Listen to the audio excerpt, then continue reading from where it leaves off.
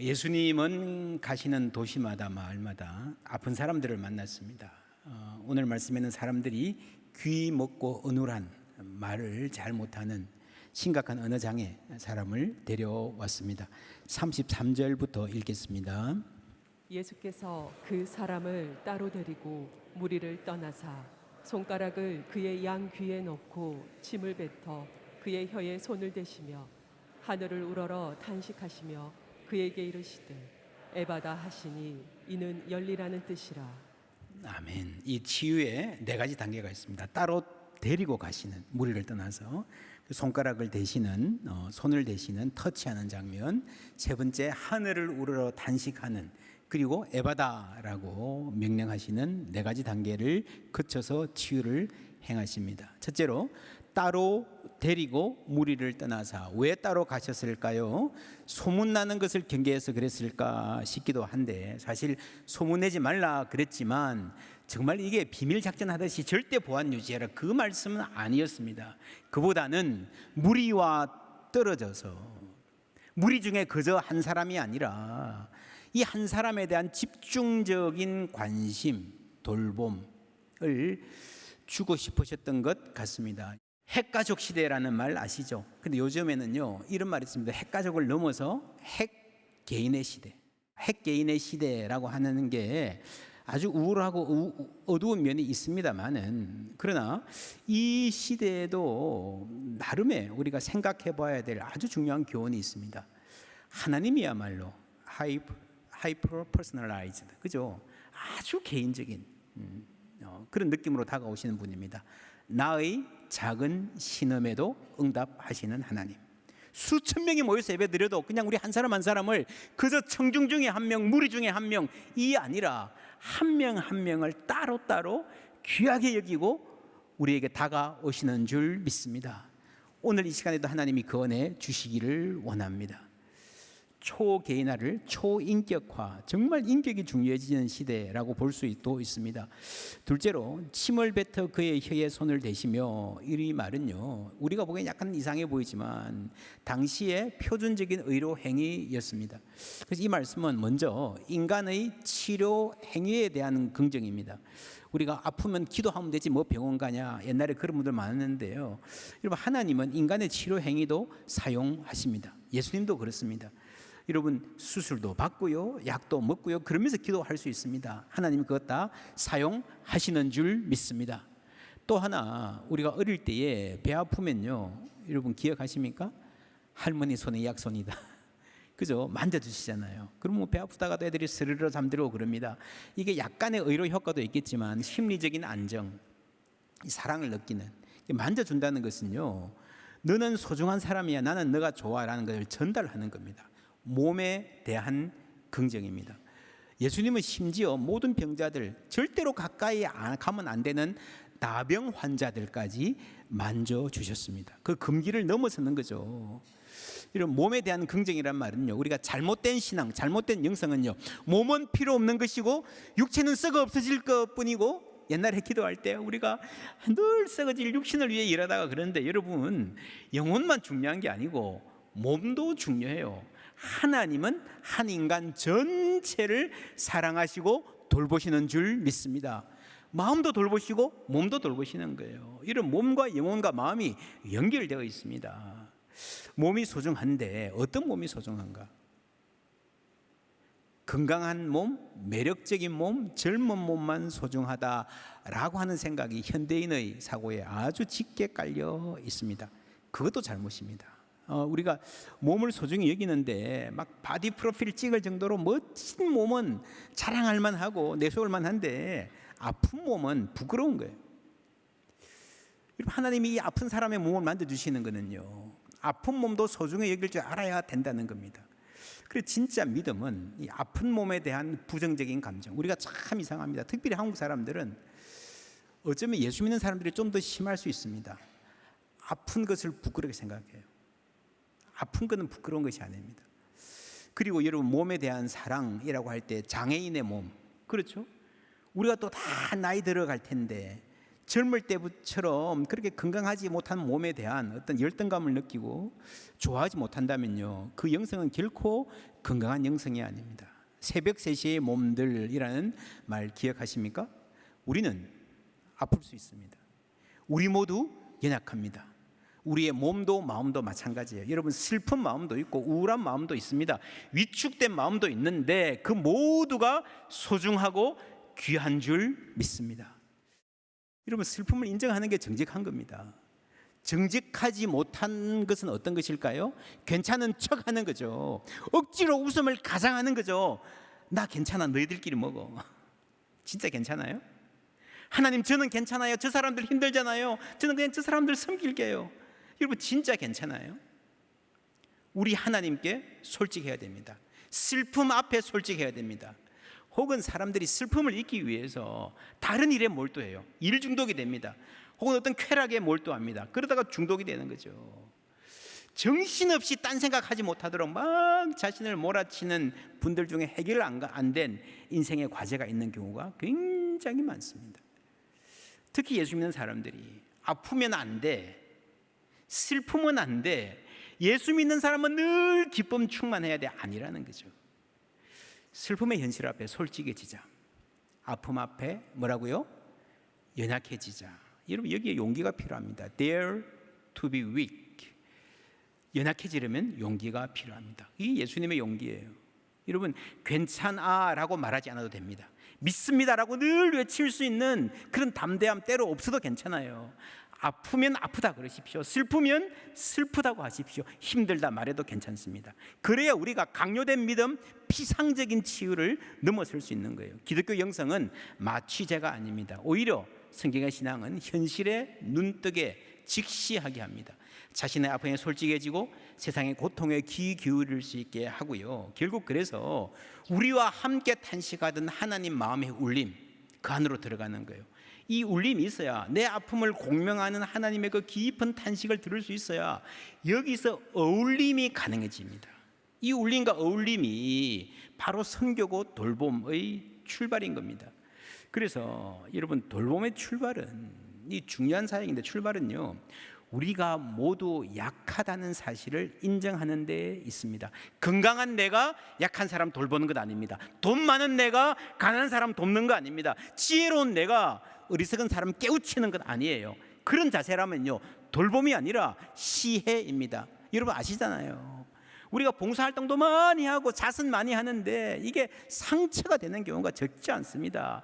받는 사람은 비굴해지고요, 주는 사람은 교만해집니다. 어떻게 해야 됩니까? 정답은 있어요. 받는 사람을 존중해줘라. 근데 여러분, 이게 쉽지 않아요. 어떻게 우리가 받는 사람을 존중 늘 할 수 있어요? 요는 주는 사람 스스로가 자신의 취약함을 인정해야 되는 겁니다. 나도 참 약하다는 사실을 인정하고 나눌 수 있는 용기가 있는 가운데서 진정한 돌봄이 가능합니다. 나도 어리석습니다. 그래서 함께 지혜를 찾아가는 거예요. 나도 가난합니다. 그래서 함께 나누는 거예요. 나도 약합니다. 그래서 서로 돌봅니다. 우리는 함께 단식합니다. 그래서 하나님이 필요합니다. 새벽 3시의 몸들이 있다면 여러분, 새벽 3시에 하나님도 있지 않겠습니까? 그렇죠? 시편 121편 말씀 함께 읽습니다. 이스라엘을 지키시는 이는 졸지도 아니하시고 주무시지도 아니하시리로다. 아멘. 예, 이 말씀을요, 나는 곤히 자는데 하나님은 주무시지 않고 깨어서 나를 지켜주신 하나님, 불침번 정도로 이해하시는 분도 있을 것입니다. 반면에 아파서 잠 못 드는 새벽 3시, 근심으로 세우는 새벽 3시, 누군가를 돌보느라 깊은 잠 들지 못하고 늘 깨어있는 듯한 그러한 새벽 3시의 사람들에게는요, 나와 함께 깨어서 이 밤을 지키시는, 함께 염려해 주시는 하나님으로 다가올 것입니다. 군대의 불침번보다 ICU 병동의 간호사에 가까운 하나님의 이미지가 우리에게 있습니다. 여러분, 그래서 인간은요, 내 경험의 깊이가 성경 읽기의 깊이를 좌우하는 거예요. 고통을 당해보면 또 성경이 다르게 다가오는 겁니다. 하늘을 우러러 탄식하시며. 여러분, 본래 예수님은 하늘의 하나님이세요. 근데 땅에 오셨잖아요. 땅에 오셔서 그 먼 하늘을 이제 바라보시면서 우러러 보시면서 땅에서 하늘과 교신을 시도하십니다. 여러분, 하늘이 어떤 곳입니까? 세상 많은 사람들이요, 하늘은 모든 아픔을 초월해 있는 곳, 아무런 고통도 없는 곳, 눈물이 없는 곳, 그죠? 그렇게 생각합니다. 기본적으로 그렇습니다. 그러나 우리 하나님은요, 그런 식의 평안과 행복을 선택하지 않으셨습니다. 여러분, 생각해 보세요. 어떤 가정에 아무런 걱정도 없고 너무 행복하고요, 다 건강하고요, 돈도 충분하고요, 모든 것이 풍족한 가정이 있어요. 근데 이 집 아들이 선교한다고, 봉사한다고 저기 아프리카 어느 나라 갔어요. 아니면 전쟁하는 우크라이나 갔어요. 아이들 굶어 죽고 막 포탄 터지고요, 막 인신매매와 폭력이 난무하는 그 나라에 들어가서 살아요. 봉사한다고 막 그러고 있어요. 보니까 너무 마음 아파요. 아들이 아빠한테 전화합니다. 아빠, 여기 아이들 너무 불쌍해요. 한참 울면서 말해요. 그 전화를 끊고 나서 이 아빠의 마음이 어떨까요? 편하게 잘 수 있을까요? 예수님의 탄식은, 예수님이 이 땅에 사는 탄식은요, 하늘의 평안을 깨트립니다. 예수님이 나의 하나님 어찌하여 나를 버리셨나이까 하는 그 십자가상의 그 외침은요, 하나님의 마음을 깨트리셨습니다. 그래서 하늘과 땅이 어떻게 연결되는가? 전도서에 보면 하나님은 하늘에 계시고 너는 땅에 있다. 그런즉 마땅히 말을 적게 할 것이라. 하나님은 다 보고 계신다는 거죠. 하늘이 그런 곳입니다. 우리는요, 아무리 눈 밝은 사람도 내 옆에 것밖에 못 봅니다. 내 상황에서밖에 모릅니다. 그 하나님이 하늘에서 보시면 다 보이시잖아요. 하나님이 지금 무엇을 보고 계실까요? 특별히 지금 이 시대에 어느 지점에 하나님께서 관심을 갖고 마음을 담아서 보고 계실까요? 유념하고 계실까요? 여러분, 사람들이 그러잖아요. 나는 눈에 보여야 믿는다. 눈에 안 보이는 거 안 믿는다. 근데 여러분, 핸드폰에 전화가 오면 받잖아요. 핸드폰이 선이 연결되어 있습니까? 그죠? 우리 눈에 안 보여도 전파가 연결되어 있잖아요. 무슨 마이크 쓰면 선 없어도 여러분 마이크 되잖아요. 그죠? 눈에 안 보이는 게 연결되어 있는 것이 많이 있습니다. 하나님의 마음과 우리의 마음. 예수님이 세상에 오신 것은요, 이런 식으로 하늘과 땅을 연결시키기 위해서 오신 것입니다. 구약에서부터 하나님은 우리의 탄식을 들으시는, 나의 탄식이 주 앞에서 감추이지 아니하나이다 했는데, 이 하나님의 마음이 우리 가운데 굉장히 구체적으로 드러나는 게 그리스도의 삶입니다. 하늘을 우러러 탄식하시며 그에게 이르시되 에바다 하셨습니다. 마태복음 말씀, 지난주 말씀인데 우리 다 같이 읽을게요. 예수께서 모든 도시와 마을에 두루 다니사 그들의 회당에서 가르치시며 천국 복음을 전파하시며 모든 병과 모든 약한 것을 고치시니라. 무리를 보시고 불쌍히 여기시니 이는 그들이 목적 없는 양과 같이 고생하며 기진함이라. 아멘. 치유, 그러면 맨 처음에 많은 사람들이 이 모든 것을 고치는 예수님의 능력에 초점을 맞추는데 그렇지 않습니다. 성경을 보면요, 36절 불쌍히 여기시고 그 아파하시는 이 마음을 본받으라고 말씀하십니다. 성령 하나님 마찬가지입니다. 파라클레이토스, 내가 너희를 고아와 같이 버려두지 아니하고 너에게 오리라 한 이 예수 성령께서 말할 수 없는 탄식으로 우리와 함께, 우리를 위해서 함께 하시는 줄 믿습니다. 그렇게 보면 구약의, 신약의 성부, 성자, 성령 모두가 연합하여서 우리에게 탄식으로 다가오십니다. 우리는 돌봅니다. 하나님은 치유하십니다. 이 말의 첫 번째 아이디어는요, 하나님과 우리가 다르다는 거죠. 분리되어 있다는 거죠. 하나님만이 하실 수 있는 일이 분명히 있습니다. 근데요, 이게 완전히 분리되어 있는 게 아니고 겹칩니다. 만납니다. 어떻게 만납니까? 세상에 많은 종교가요, 인간이 하나님께로 올라가서 만나려고 그래요. 우리가 강해져서 하나님 같이 되려고 그래요. 그렇지 않습니다. 기독교의 복음은요, 우리가 강해지는 게 아니라 하나님이 약하게 되는 거예요. 우리가 능력자가 되는 게 아니라 하나님께서 무능하게 되시는 겁니다. 무능한 사람이 하는 게 뭡니까? 탄식이잖아요. 탄식. 우리 가운데 내려오신 겁니다. 그래서 오늘 우리 교회는 대단한 무엇을 베푼다 하는 이전에 아무도 혼자 울지 않는 교회, 우는 자들과 함께 우는 교회가 되는 게 교회의 가장 중요한 사명인 것입니다.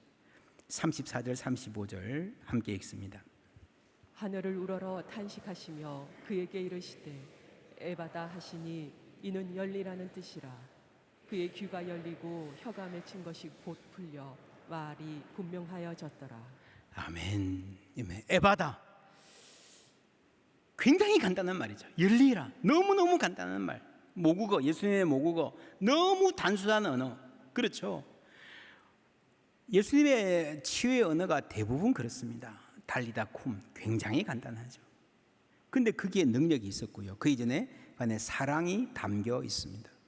우리가 말을 하다 보면 그럴 때가 있습니다. 뭔가 위로해 줘야 될 때 막 말하다 보면 막 무슨 말을 해야 될지 모르겠고 횡설수설하고 그죠? 막.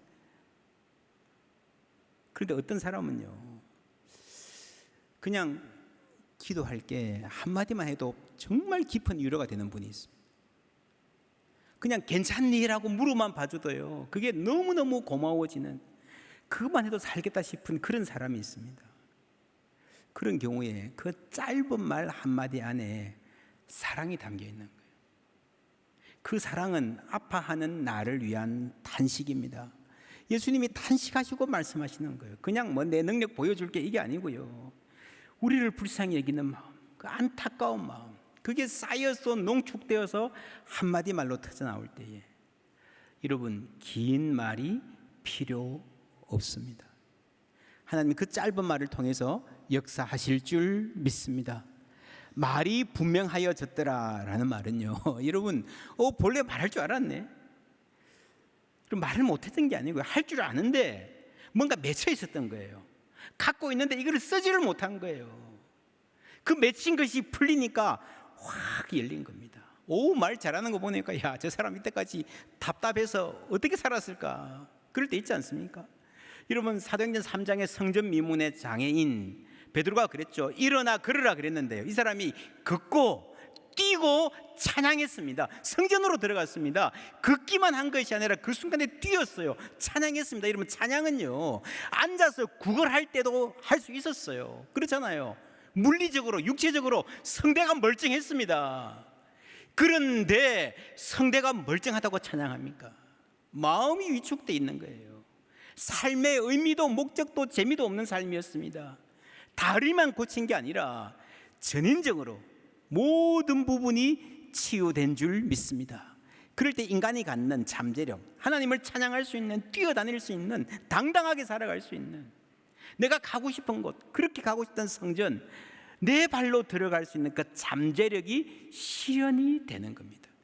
하나님이 우리를 고치실 때는 그것만 딱 고치는 게 아니라 이 전인적인 회복과 잠재력의 발현이 반드시 있습니다. 여러분 그런 사람 있지 않아요? 교회 처음 오면요, 너무 쑥맥이고 부끄러워가지고 막 말도 한마디 못하고 아주 조용해. 근데 조금 친해지면 웬걸 너무 말 잘해. 혼자 말 다 해 그냥. 굉장히 적극적이고 막 리더십도 있고 너무 재밌어요. 야, 저 사람이 답답해서 어떻게 살았을까. 그게 뭔가 하면요, 맺힌 게 풀리는 거예요. 저 사람이 저런 사람이었구나.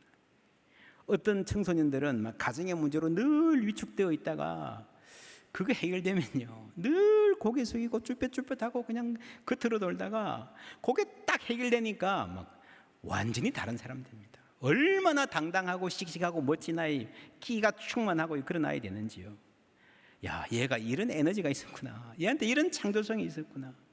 우리 딸이 이렇게 멋진 애였구나. 그런 은혜 있기를 주님의 이름으로 축원합니다.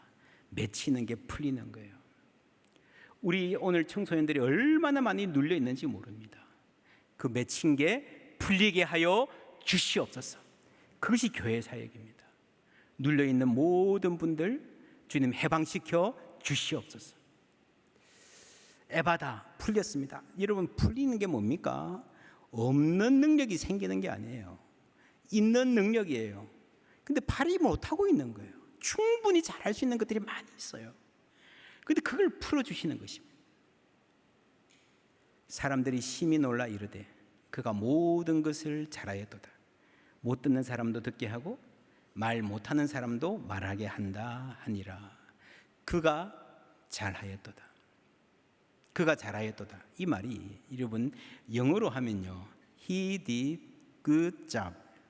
He did a good job입니다. 이 good이 어떤 good인가 하면요, 하나님께서 천지를 창조하시고 good 그랬죠. Very good 그랬죠. 보시기에 좋았더라. 그러니까 이 굿은요, 피조물의 피조 세계의 아름다움입니다. 하나님 창조의 그 능력입니다. 하나님 우리를 아름답게 창조하셨는데 이 세계가 굉장히 많이 망가져 있어서 많이 맺혀 있습니다. 그리스도의 치유의 사역은 그것을 풀어주시는 사역인 줄 믿습니다. 그래서 그것만 고치는 게 아니라 만물의 회복을 향해서 나아가는 겁니다. 그렇죠? 그럴 때에 하나님이 본래 의도하신, 하나님이 본래 창조하신 그 능력과 아름다움이 막 드러나기 시작하는 거예요. 우리 교회가 그런 교회 되기를 주님의 이름으로 축원합니다. 여러분 가정의 교육이 이런 가정 되기를, 내가 원하는, 이 사회가 원하는 그런 기준 말고 하나님이 창조하신 그 아름다움과 멋진 모습을 회복하게 하는 교육들 되시기를 주님의 이름으로 축원합니다. 우리는 돌봅니다. 하나님 치유하십니다. 무슨 말입니까? 하나님은 하나님의 잡이 있고요, 우리는 우리의 잡이 있다는 거예요. 하나님 굿잡. 하나님 잘하셨어요. 하나님 감사합니다. 하나님 잘하셨어요. 이게 뭔가 하면 예배예요.